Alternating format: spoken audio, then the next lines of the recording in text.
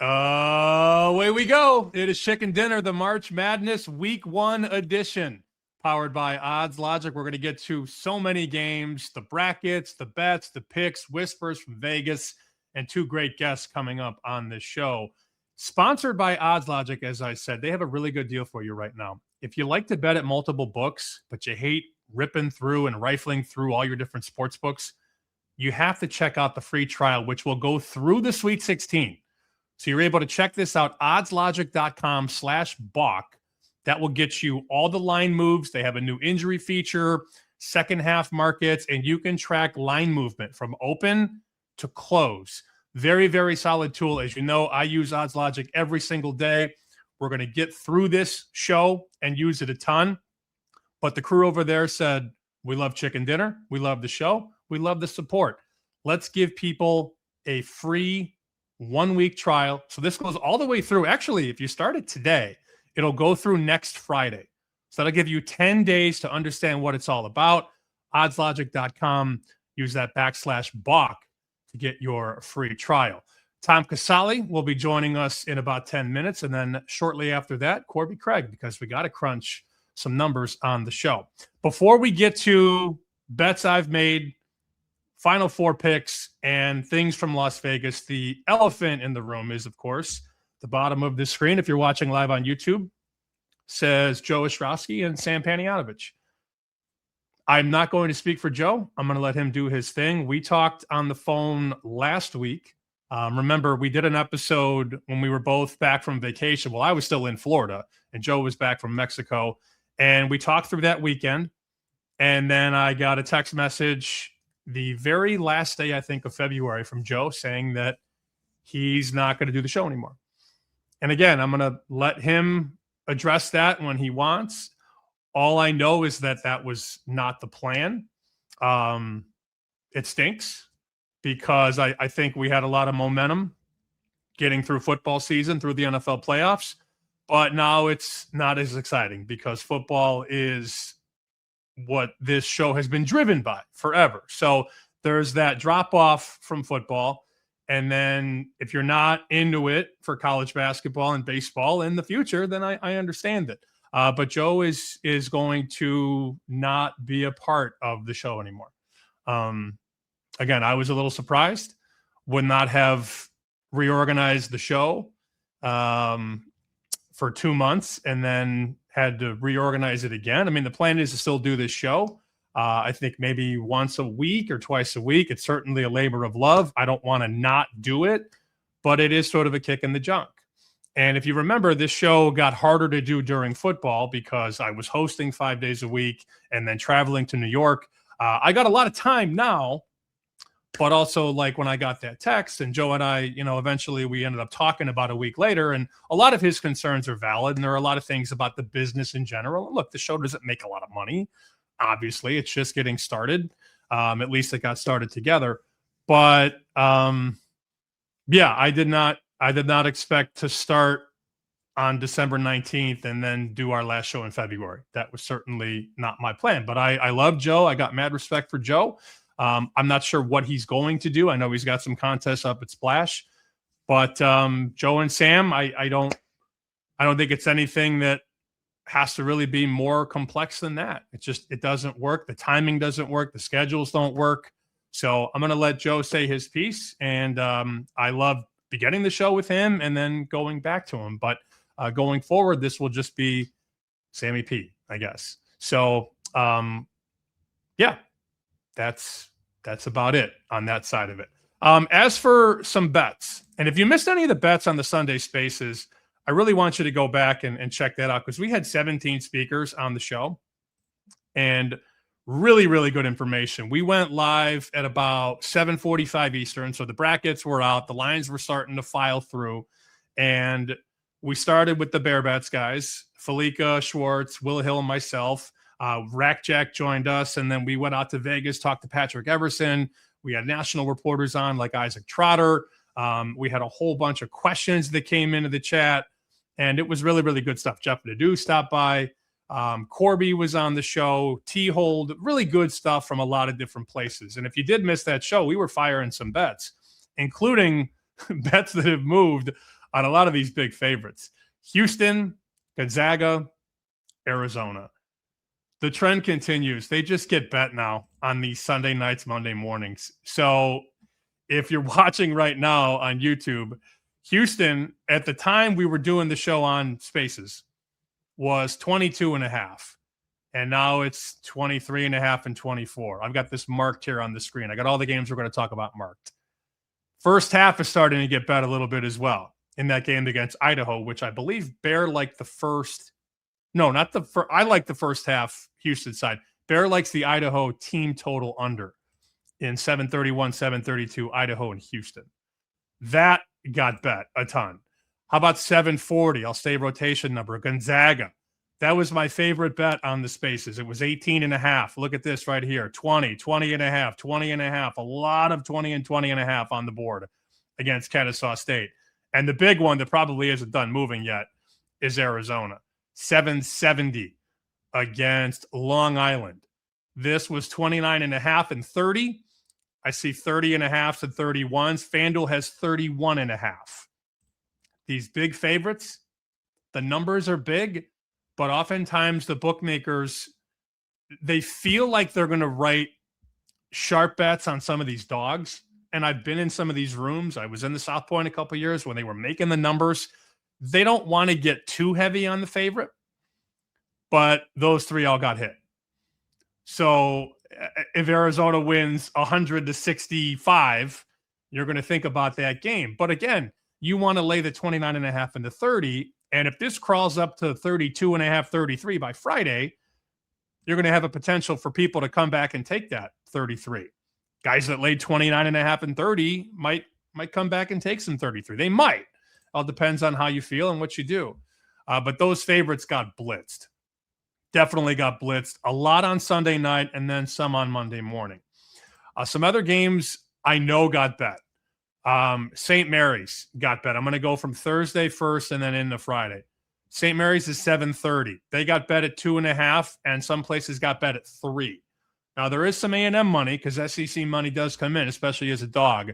But groups laid some St. Mary's at 2.5 and then some at 3. Chris Andrews at South Point talked about this game. 7:35, Hawaii. They got bet at 16 and then got double popped. Got bet again. This is the best feature of OddsLodge. You can track how they got bet. So he took 16 and then moved to 15.5. Got bet again and moved all the way to 14.5, which tells you he's like, all right, I need to write some money on Arkansas, which he eventually did. As you see, the market is back to 15 at South Point. The rec books are 15.5. The Wise Guy books are 15. Hawaii's a very interesting team. They've got a bunch of size. They got guys, they start 7 foot, 6'9", 6'8". And then Arkansas, you're paying the tax because Arkansas just won the SEC tournament. So you're going to see hype on teams like Purdue, on Arkansas. Not so much on Duke because Duke was already taxed to all hell by industry standards, especially after they beat Michigan when Corbie was telling us to bet them at 7-1. But those teams that come out of nowhere, I guess, not out of nowhere, but in that 5, 6, 7-1 range to win the tournament, you're then going to pay the premium on them in that first game. So some money definitely in Vegas on Hawaii. Texas Tech, that is a game that Randy Rackjack played. They played 7 and 7.5. So that's out to 8 against Akron. A lot of sharp guys betting against the MAC in this one, which makes sense. Texas Tech, 742. Oh, no, that's the same game. 742 Texas Tech against Akron. 743 Hofstra. Now, that number's come down since the news about Holloway, who's been away from the team. If you go back to Monday, this number was 14. It's come down to 11.5. So they're saying Holloway's about 2.5 points of the number, but also some money line bets on Hofstra. So pay attention to that one. Alabama playing without its second best player. And if they don't make their threes, I mean, they could lose. Why not? But definitely some money at bigger numbers on Hofstra. Let's see. Clemson taking some money. That is 748. Now, early money on Iowa, later money maybe on Clemson at 2.5 and knock it back to 2. Probably good two-way, but more pops on the dog at 2.5. And then 3 on Friday for you. Furman is probably going to take some money. Wink, wink. 21 at South Point, most books at 20.5. I think you're going to see some money on Furman come into the market before Friday's game. Santa Clara and Kentucky's been pretty polarizing, but you see a lot of those 3.5 starting to go away. 3 at Circa, 3 at Superbook, 3 at Paradise, 3 at Bet Online, Buckeye Jazz. When it hit 3.5, money came in on Santa Clara. And the last one, Northern Iowa. This one's kind of moved all over the place. 11 on the open, down to 10.5. Some books went to 9.5. Now we're back to 10.5.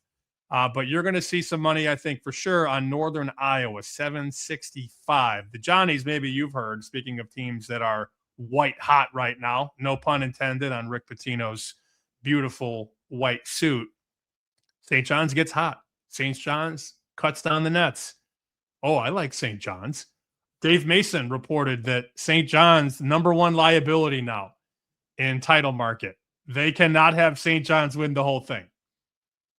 Don't think it's going to happen, but there's another team for you. St. John's, Arkansas, Purdue, all teams that are definitely maybe a little bit higher, a smidge higher than they would have been on the point spread if they, opposed to if they did not win their conference tournaments. So we'll get to Tom Casale in just a second. I know a lot of you like brackets. I'm a bets over brackets guy. As I've always said, I will shred this bracket in half and not think twice about it. But I did put my bracket out. And another bet we discussed on the Sunday Spaces was the over 1.5 1 seeds in the Final Four. That was -130. It's now -170. Don't love it as much as I did, obviously, but I just don't see the chaos in 3 of these regions. My chaos is bottom left in the South, where I've got Florida going out a little bit early.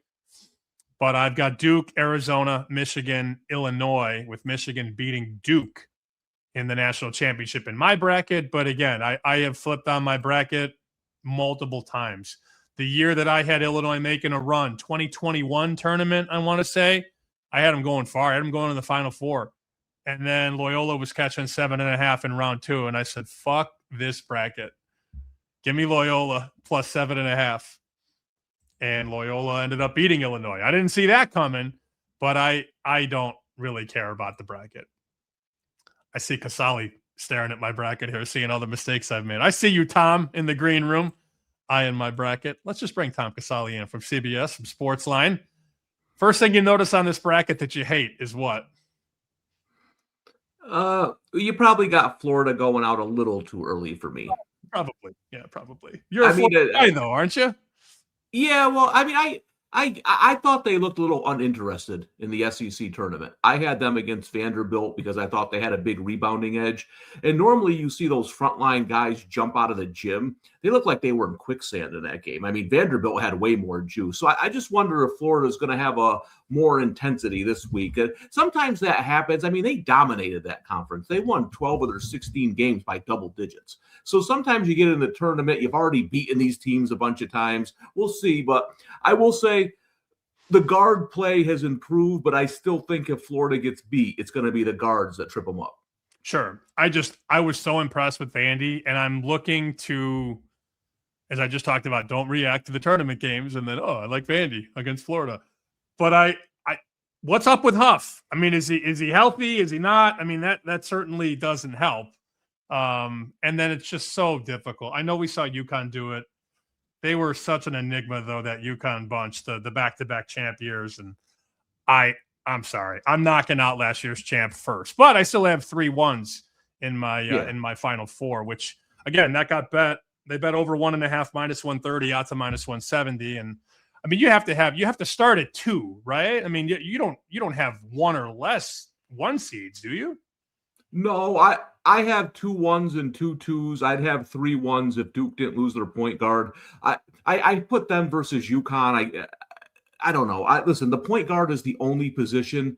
I'm not a big player person in college basketball. I think there's about 6 or 7 players that matter. I think it's more team system. But I do worry about Duke losing their floor general this late in the season.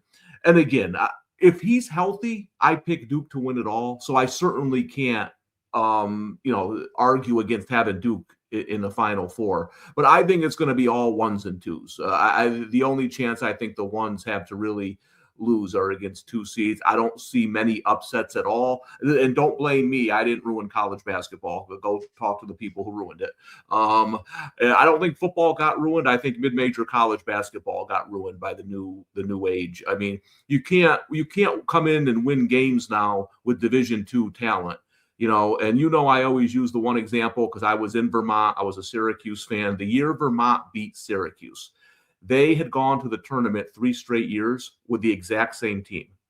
That's how you win in the tournament as a mid-major. It's hard to win when all these teams are replacing 10 guys at the beginning of the year. So, I just don't think you're going to see a ton of upsets. You mentioned Santa Clara, Kentucky. I think that game's interesting, but I think you're going to see a lot of blowouts. Which games are we locked in on? I was rattling off a couple. The ones that we bet on Sunday on the show were Gonzaga, Houston, and Arizona. Now, those have all moved. I think I saw a tweet. You're on a couple of those, aren't you? Yeah, I'm on the same page only because, first of all, one of the books opened a bad line with Houston at 19.5. That went away almost the second I hit submit. It was a terrible line. So I took that. I mean, the Big Sky, we know, right? I actually like Idaho. I thought they got a terrible draw with Houston only because they're going to get annihilated in the paint. They're going to get out-rebounded by 30. And then I bet Kennesaw State to win the regular season championship in their conference. They finished 7th, all right? They play fast. So you're taking the 7th best team in Conference USA who's going to run up and down the court with Gonzaga. Good luck with that one. They all moved, man. All 3 of them. Houston, Zaga, Zona. As for the dogs, because you and I, we tend to fall for the same dogs. And I purposely didn't ask you for the dogs you like. But let me rattle off some dogs that I definitely am on. Santa Clara, Furman, Clemson, Hofstra, Hawaii. Those are 5 dogs that I've either bet or will bet. Any of those that you love, hate, indifferent about? I actually like, I'm actually happy you didn't say VCU because that line is a joke. I'm just going to say it right now. There's no world outside of the NCAA tournament. I got UNC at 1.5. There's no world where UNC is 1.5 over VCU, and I don't care if they lose by 20. We've talked about this. Like 5 years ago, that line's 5.5.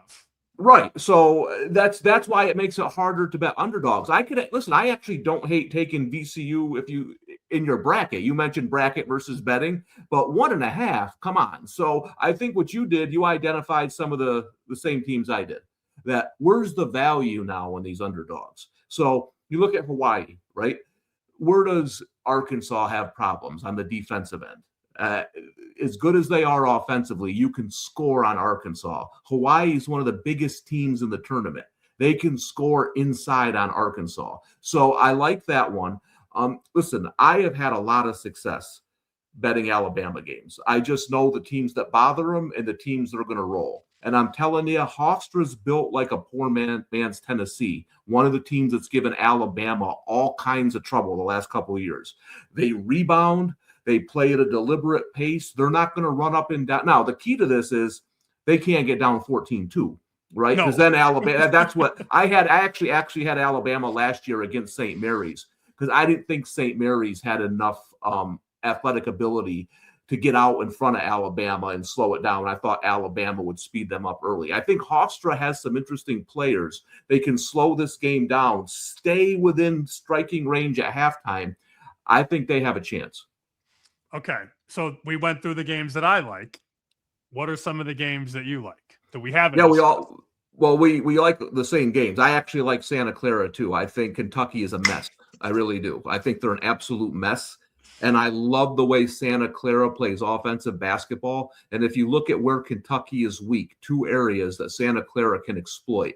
One, they struggle defending the 3. Santa Clara can shoot the 3. And Kentucky is an absolute disaster at handling the basketball. And Santa Clara led the WCC in turnover percentage. So I think those are 2 things that really help Santa Clara there. I like that one. Like I mentioned, I didn't have any idea I was going to bet UNC. No interest in it, but I just had to take it at 1.5.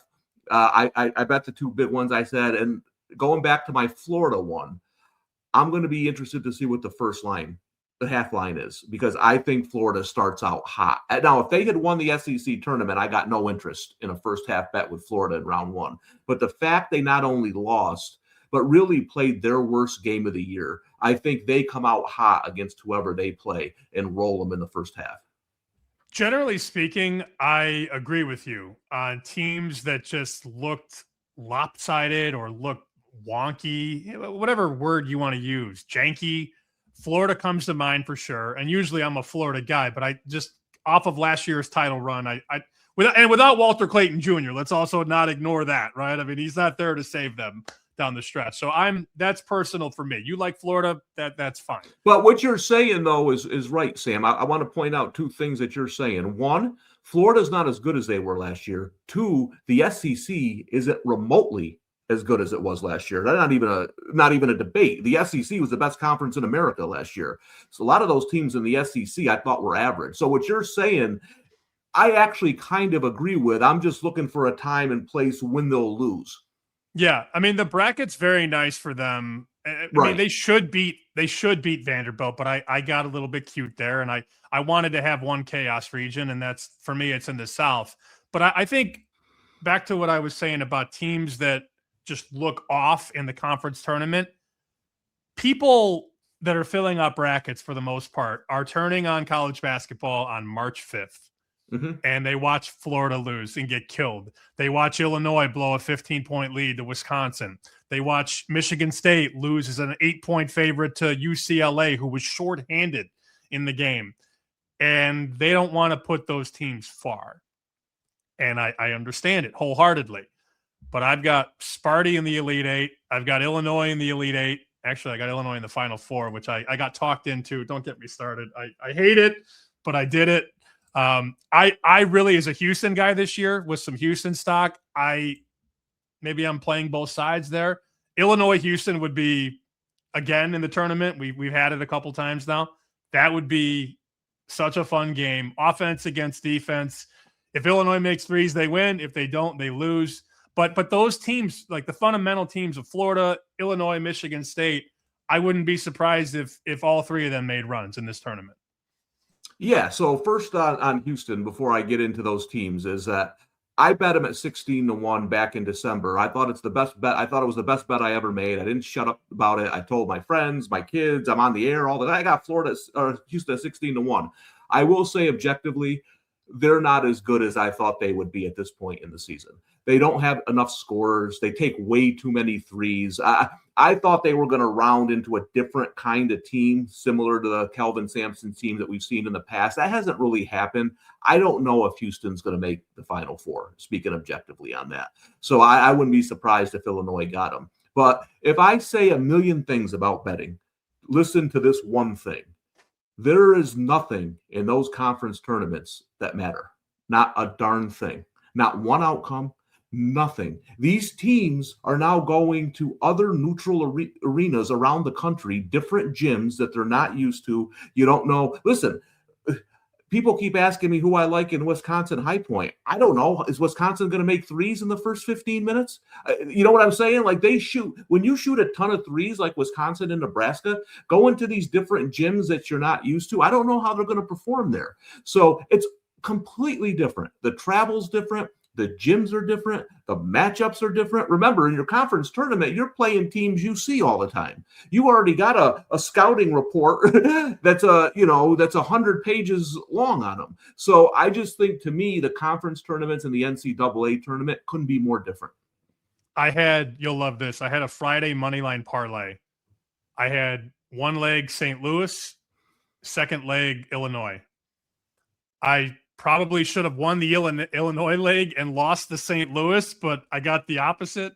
St. Louis won and Illinois lost. Okay, fine. I didn't deserve to win the parlay. I'll admit that, hand up. But like now it's okay. Wisconsin in that game's getting 9, 8.5, and people weren't really talking about it. And now people want to lay, a big number with Wisconsin. I love them in the dog roll, sure. Right. But now to win by margin, and, High Point will be popular. Last year, High Point was the number one public bet, and they didn't cover against Purdue. But when the role reverses, when a team goes from, a punchy, grindy underdog to now a near double-digit favorite, I'm a little bit more cautious than the average bear. Yeah, I agree. And I think you got to remember, High Point closes a 2.5-point underdog against Purdue last year, which was a joke, right? It's a joke. And now I'm not hearing as much about them. So, but this year I actually like them a little more for the reason you just said. Now they're getting close to 10 against a team I prefer in the underdog role, because there's two teams I look at. They're Wisconsin and Miami. They play better than their talent. They're just tough teams. You know what I mean? They're hard to kill. They're hard to blow out, but I don't want to lay 10 points with either of them. I want to get 10 points with Miami and Wisconsin. So I just think when you look at it that way, High Point to me is a much better pick this year than they were last year, when they basically have to beat Purdue outright. I'm going to share Tom's page on Sportsline here, and make sure you're following Tom on social at the Tom Casale on Twitter. But this is his Sportsline page right here, sportsline.com. If you're looking to get some added information from our guy Tom, just go on over to sportsline.com, or just go to Google and type in Tom Casale, Casale. Anything else before we get into bracket strategy? Any other bets that you are thinking about, maybe you're on the fence on? Yeah, again, I'm looking at Hawaii. I'm trying to really decide if I'm going to take the points maybe, or, that team total sitting there at 72.5. Jeez. I mean, if you like Hawaii, they're scoring more than 72.5. Hawaii scores 65. They're probably getting blown out. So I think that number is really attracting me, because the way I think the game's going to go, they're going to score at least 73 points. So kind of in the middle there with Hawaii. I kind of missed the good number with Hofstra. I was too busy thinking about it. And then that Alabama news came down and knocked the line down. So to me, one of the things about Alabama you have to remember too, they're one of the better second half teams. This is something we talk about in the CBS Sportsline Discord all the time. When Alabama starts slow, we like to bet them at halftime. I could see that being an interesting game where you bet Hofstra, and there's ways to bet Alabama in the game. So that's something I'm looking at as well. All right. Bets over brackets always. That's why I wanted to spend most of our time talking about the first round games. And I guess we could circle back at the end with your Final Four. But in terms of teams that you just don't believe in, some people it's BYU, other people it's Iowa State, other people it's Houston, other people it's UConn. Give me a top 3 or 4 seed that you want no part of putting far in the bracket. Yeah, well, like I said, I do have concerns about Houston, even though I'm invested in them more than any other team. I thought they would look a little different by now.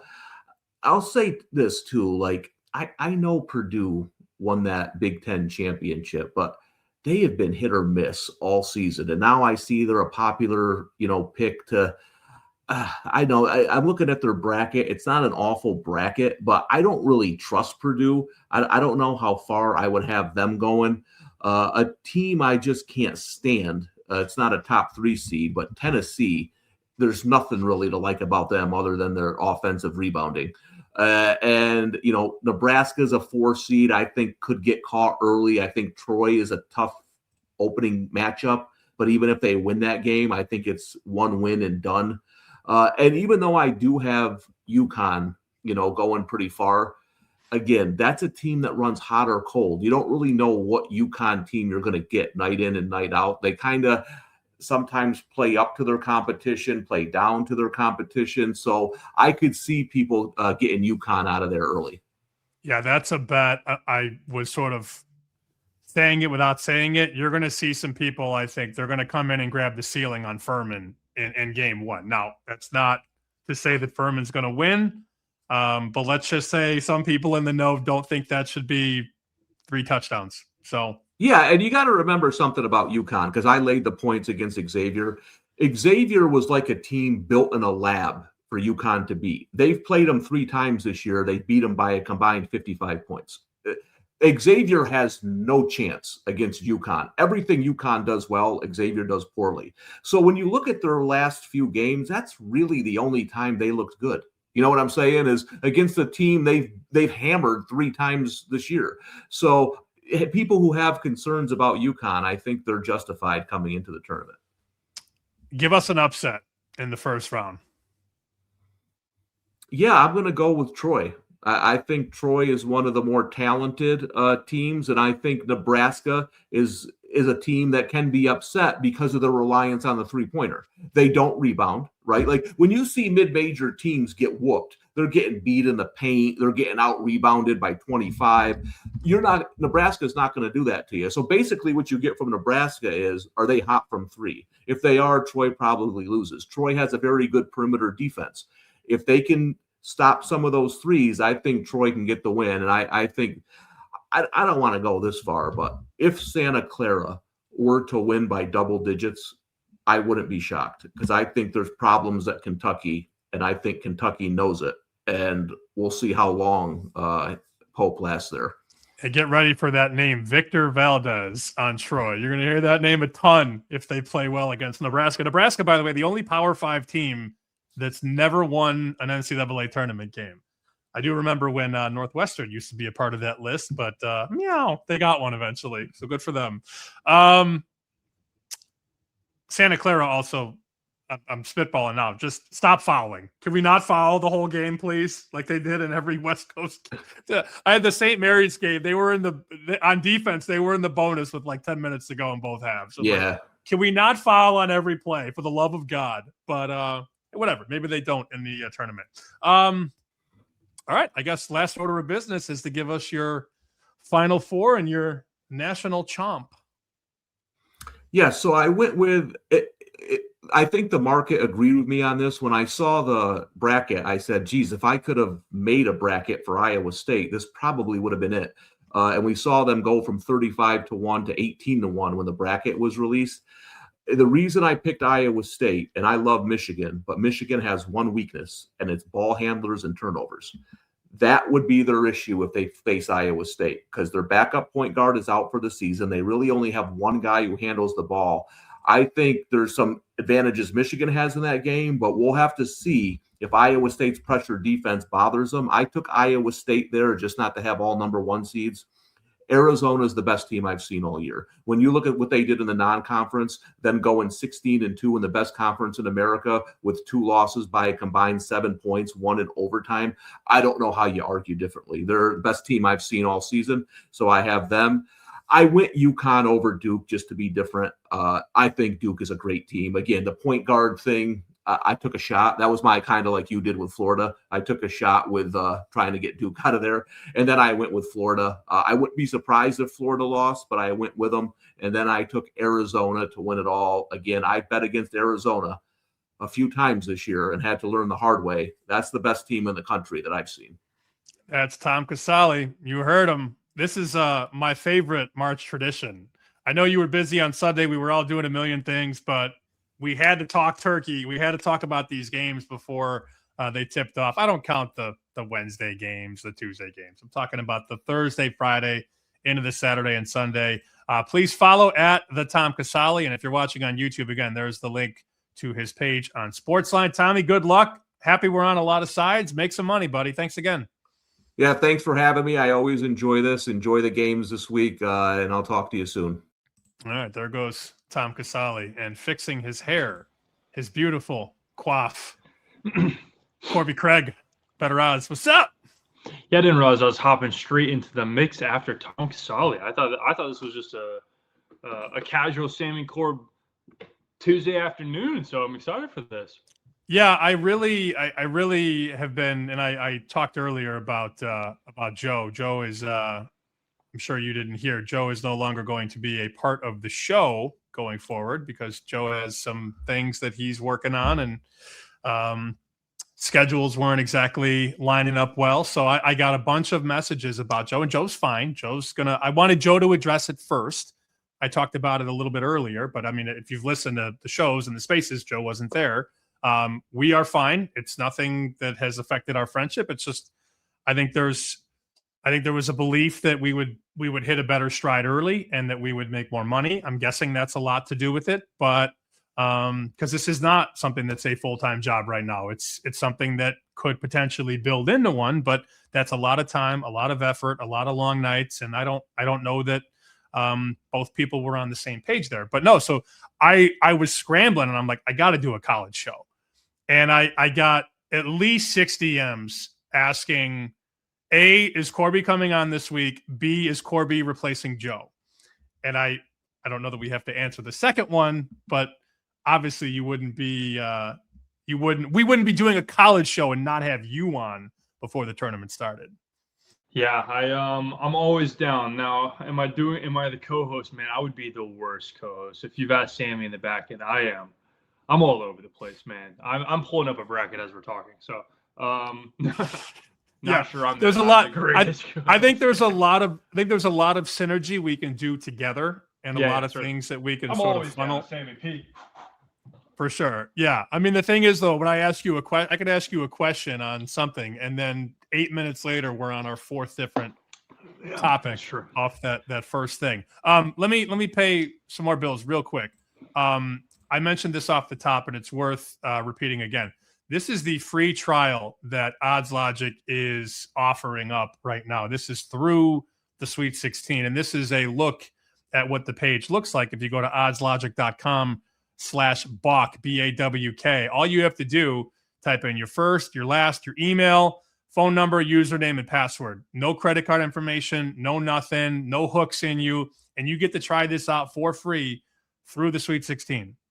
So it's something that I would highly suggest if you're looking for live line movements, if you're looking to compare book to book to book, and also they've done a really, really good job with the injuries. And I'm going to show again I got to switch apps now because I'm logged in on my one page and not logged in on the other. I have to now share my Chrome where I'm logged in and not the Safari, which I was not. This new injuries tab that they've put together, man, they got all these injuries and they come in live right on the top right corner. This is just the NBA, but you can toggle through. You can go through college basketball.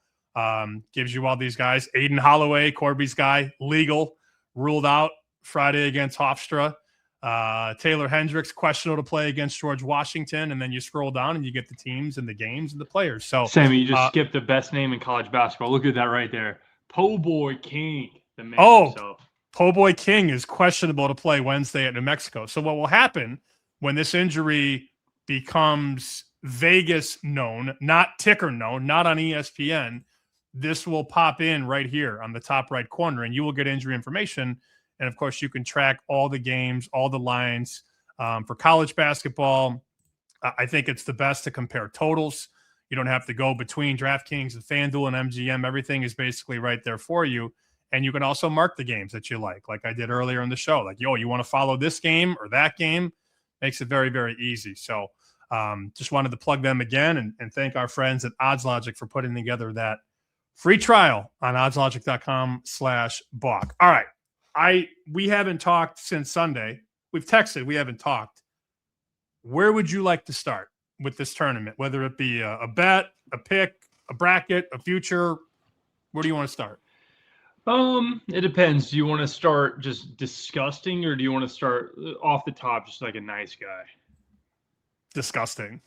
All right, we'll go there. We'll go one actionable, and then we'll go. Well, yeah, we'll get nasty. All right, actionable. I talked about this on the spaces, but we'll bring it up here again. Kansas, Cal Baptist under 138.5. I frankly, I just don't. Sorry, I don't have a rotation number on me, but barely have a bracket. 761. I got it. Yeah, barely have a bracket, more or less rotation number. But right here. Yeah, under 138.5. If you've watched Cal Baptist, if you've watched any highlights over the last 2 days, everyone's talking about, Dom Daniels, the dark horse syndrome, whatever. We all look for these notions. We all look for the player that we think is going to be the next Kemba Walker. Dom Daniels is listed 5'10". If you put him beside a tall girl, he looks more like 5'8". and he's going to be guarded by Melvin Council. Like, good luck scoring. He's had 47 a game this year. That is their whole offense. They have a few other pieces that aren't bad, but they play good defense. Like 50th in the nation per KenPom adjusted defense. Kansas has locker room issues. I don't know how this game plays to the 40s. It was the first click of the entire tournament for me. Under 138.5. Kansas, Cal Baptist. I would say the total was pretty nasty. Yeah, I mean, I understand it. And Kansas, the one thing, if you've watched any Kansas, they play so much ISO with Peterson. And I don't know if that's naturally by design. I mean, I'm sure a lot of it isn't, because Bill Self's always been a ball movement guy. But that ball tends to stick with that top 3 pick, Darren Peterson. So that turns into a lot of longer possessions, contested shots. He's going to try and get to the rim, obviously. He's a great free throw shooter, too. But Kansas has been a little bit more patient this year. And I also think, given the way that he plays, I think the ball, and this goes without saying, the ball moves better when he's not out there, doesn't it?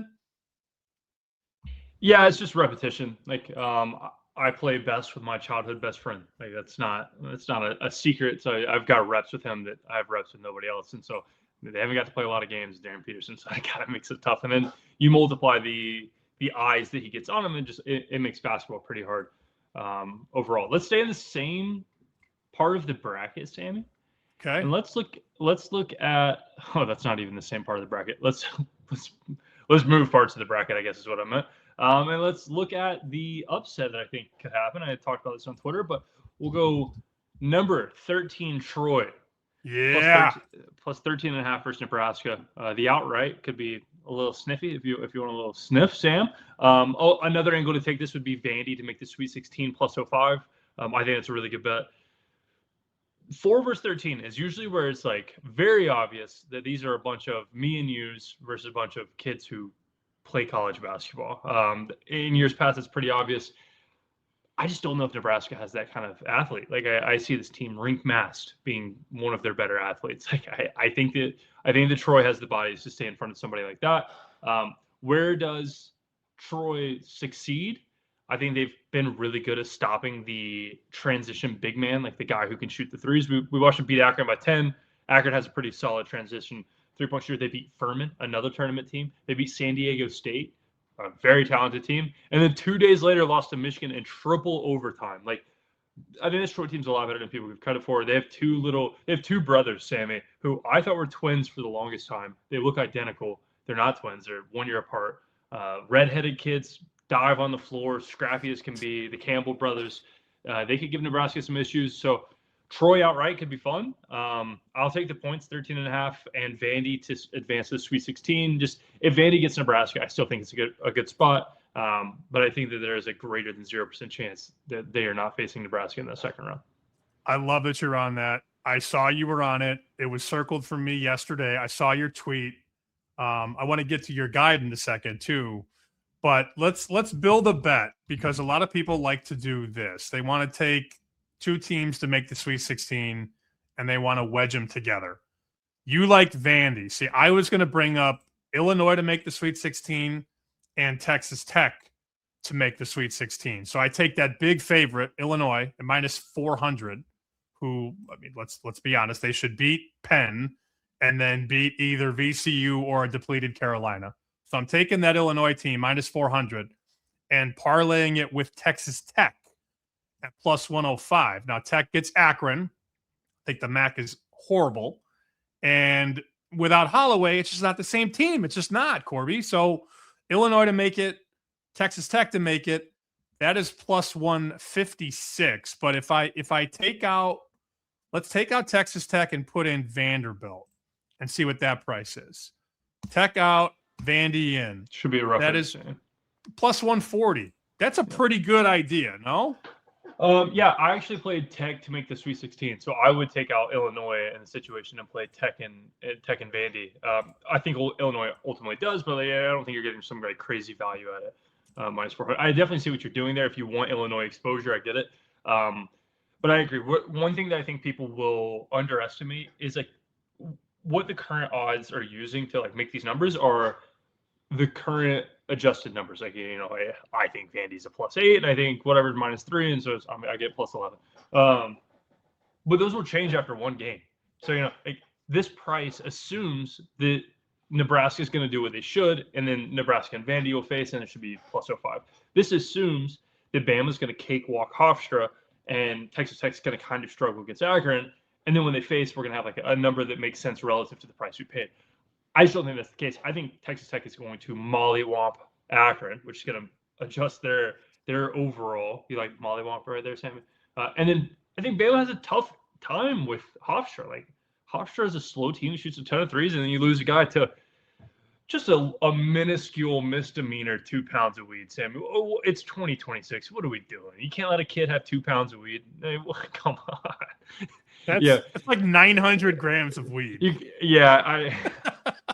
That's so. It doesn't sound like a lot. No, I know that's a ton. That's a ton of weed. I don't even know what weed is. I'm a straight shooter, Sammy. I don't even say swear words, but it sounds like a lot. I would assume that is. I can't condone 2 pounds. If it was some, I'd be like he's a kid, they gotta be fine. That's a lot. So anybody I think like, oh well, the government sells weed. Yeah, the government's also regulated and legalized. If you have 900 grams of weed, there's probably something going on there. You don't need that much weed. Yeah, so if you search, don't. But if you search 1 pound of weed, it's in like 1 pound is in like big dry sealed bags, Sammy. Like 2 pounds is like you couldn't even fit that in your trunk. Right? What are we doing here? You could maybe, depending on how big your trunk is and how much space you have. Maybe not you because you got so many basketball shoes and basketballs. This is true. Let's go to the parlay that you brought up. So I'm just here on DraftKings. If you're watching along on YouTube, I unchecked Illinois and rechecked Texas Tech. So Vanderbilt to make the Sweet 16, wheeled with Texas Tech, and DraftKings is giving you almost 3-1. Maybe you get a better number at FanDuel or MGM or whatever. I'm not obviously shop around. I'll always be shopping on this racket or in this racket rather. I want a lot of Illinois Sweet 16. I'd be stunned if they didn't make it. So to each their own. If you want a +160 bet, put Illinois in there. If you like Corbie's idea, you take two teams about a flip, Vandy and Texas Tech 3-1. And you like that price obviously a lot more, +291. It's a pretty solid price.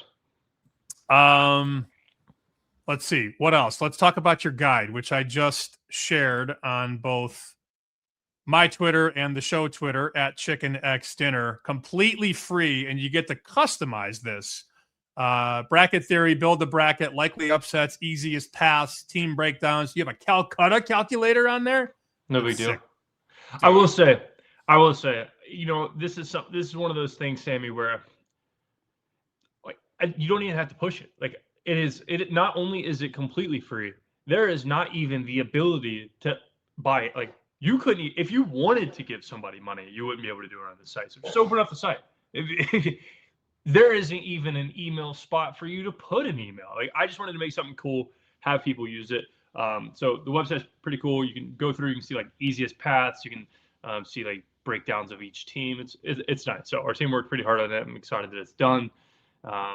Because the best part about it, I put in probably 10 hours of work on it.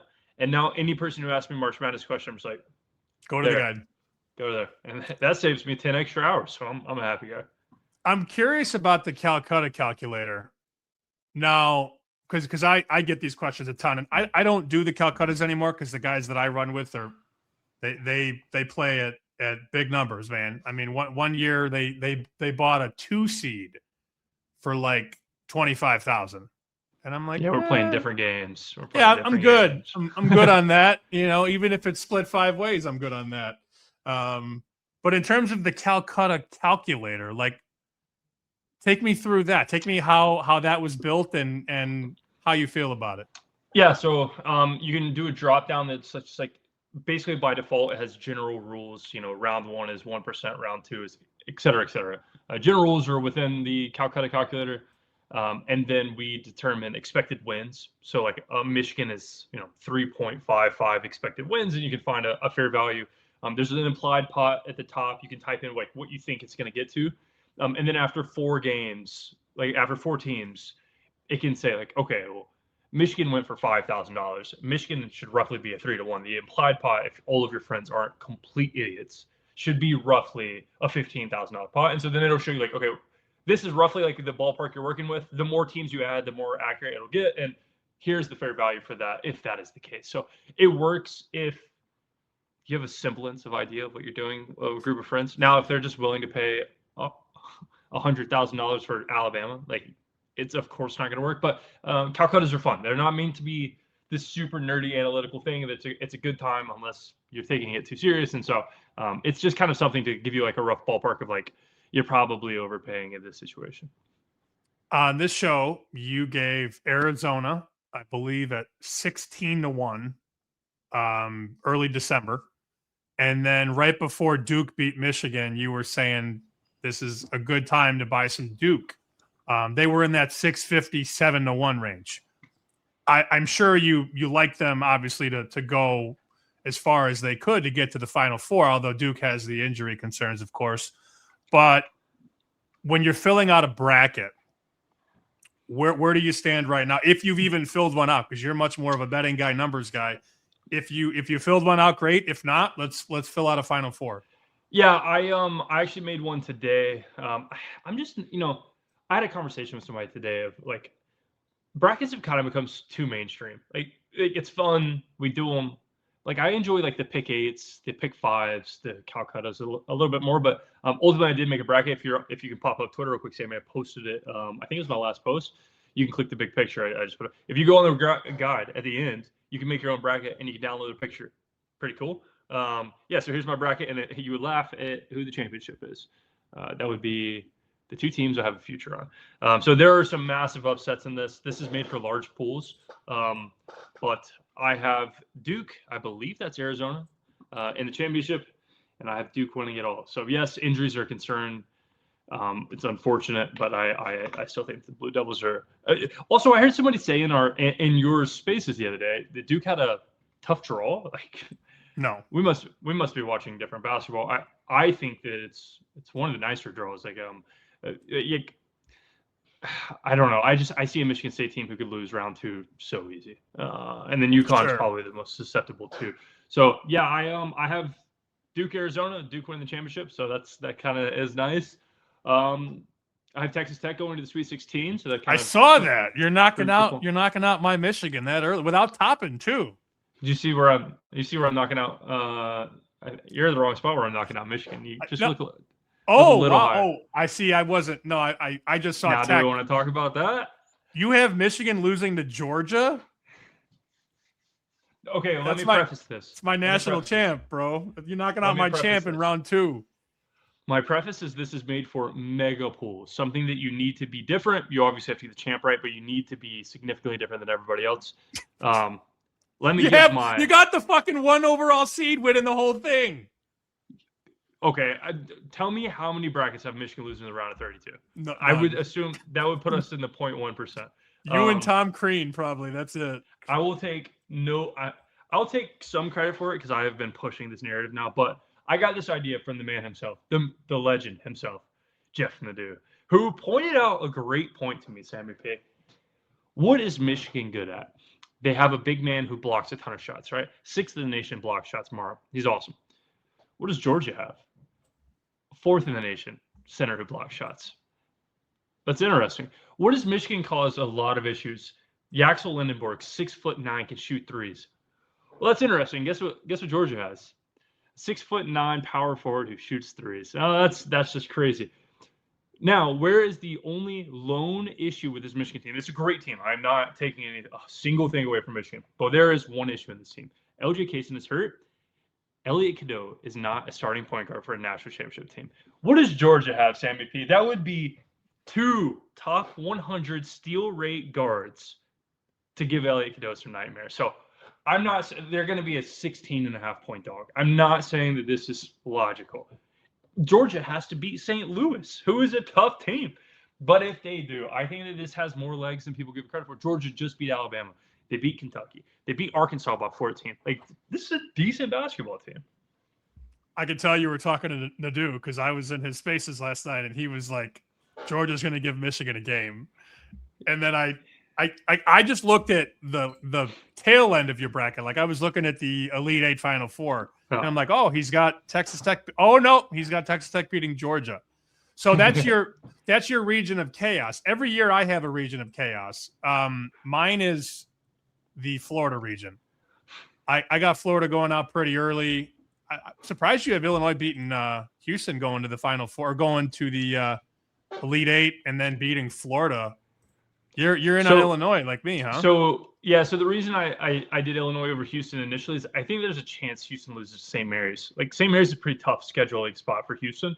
I don't think Illinois struggles to get to the Sweet 16. So it's like, where would I rather take that risk? I agree.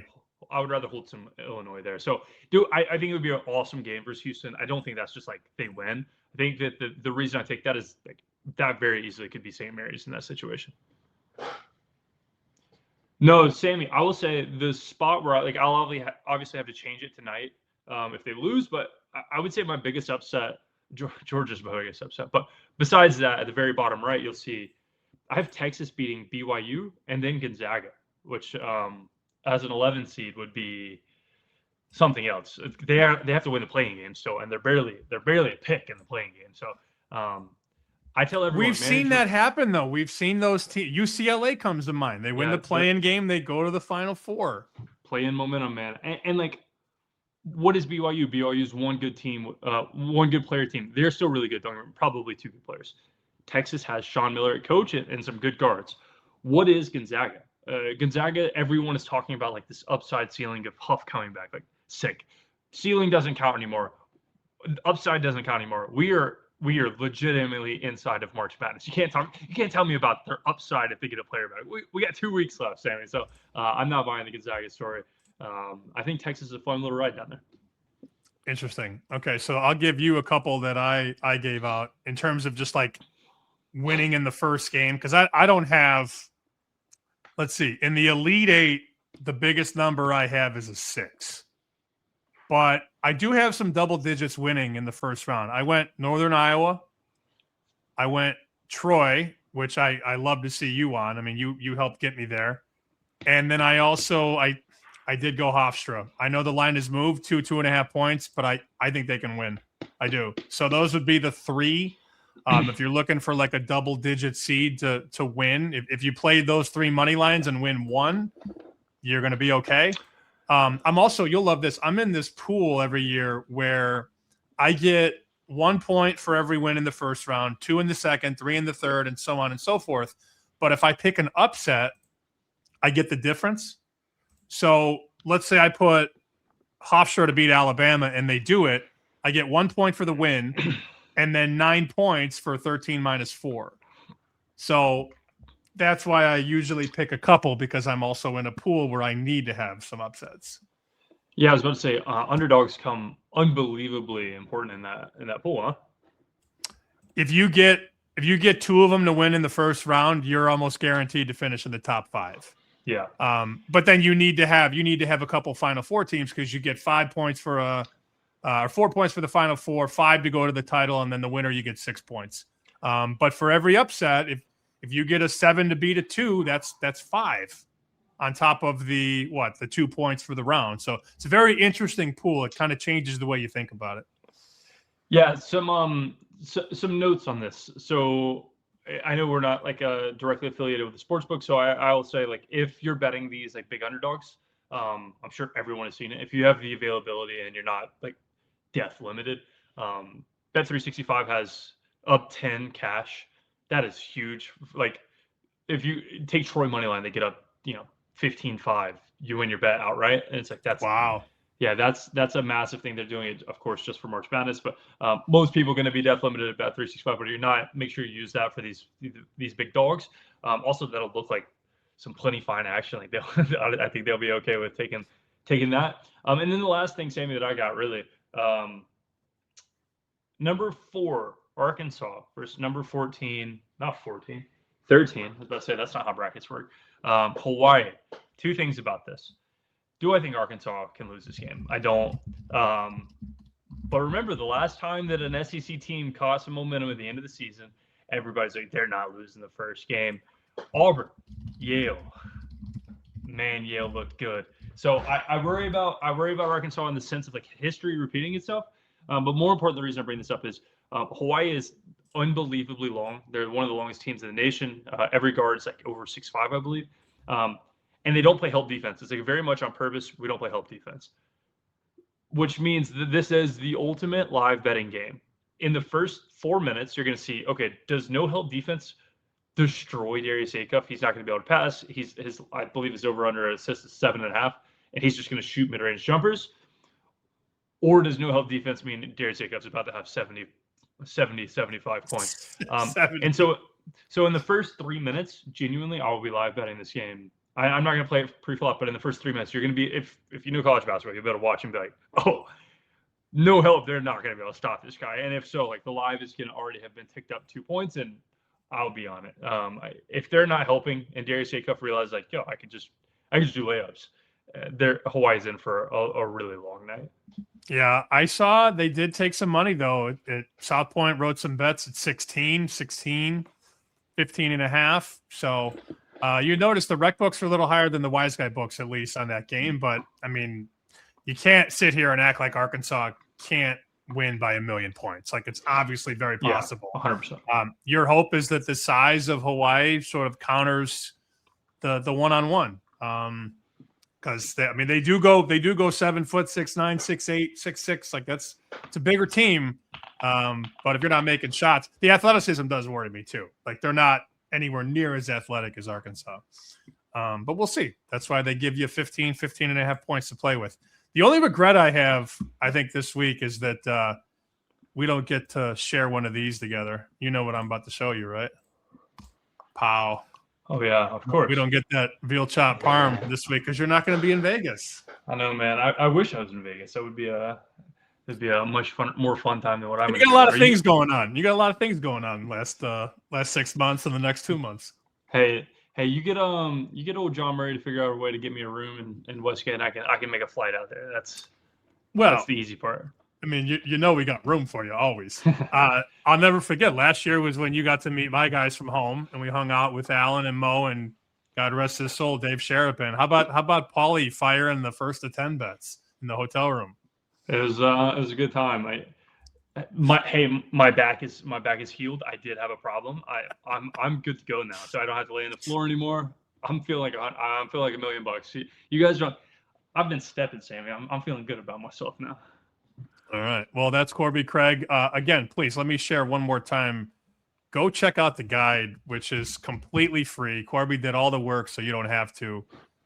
It's pinned to his Twitter, which I will share right here if you're watching on YouTube, at CorbieBO. And it's right there at the top, your March Madness guide. And it allows you to take a look at everything you possibly need, whether you're building a bracket, you're looking for upsets, you're in Calcutta's. It's a really, really solid tool. So I think that's basically it. I can't believe you knocked out my national champion in round 2, but I guess what's done is done. As always, Sammy, it was a fun time. I've known you for 3 years at this point, almost 4 years. And I will say, I just saw your name scroll across the bottom of this thing, and I would make myself a plus 400 to be able to pronounce your last name correctly. So I'm not even going to try. I'm going to call you Sammy P. And that's always a good time. All right. Thanks, Corbie. Thanks to Tom. And most importantly, thanks to you. We'll talk to you next time on Chicken Dinner.